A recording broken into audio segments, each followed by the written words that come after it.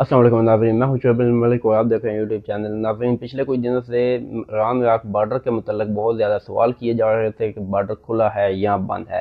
तो मैं आपको बताता चलूँ, बॉर्डर जो है 20 सफ़र के बाद मुकम्मल तौर पर बंद कर दिया गया है। उसके बाद किसी बंदे को एंट्री की इजाज़त नहीं है।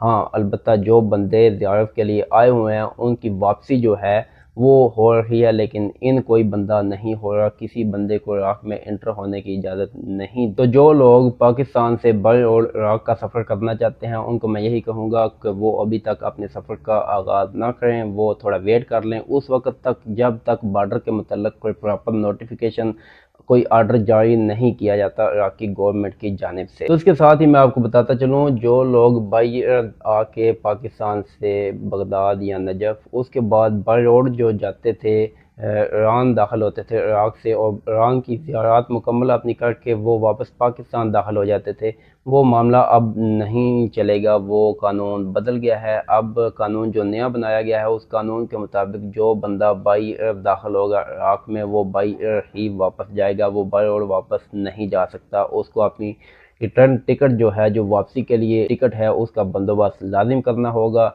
बाई रोड जाने की इजाज़त नहीं दी जाएगी। जो बंदा बाई एयर आएगा उसको बाई एयर ही वापस जाना होगा। तो अगर आपने अभी तक इस चैनल को सब्सक्राइब नहीं किया तो चैनल को सब्सक्राइब कर लें और साथ लगे घंटी के बटन को भी दबा लें, ताकि जो भी नई वीडियो है वो जल्द अज जल्द आप तक पहुँच सके। तो अपना ख्याल रखिएगा और अपने इस चैनल का भी। मिलते हैं किसी और वीडियो के साथ। इजाज़त दीजिए। अल्लाह हाफ़िज़।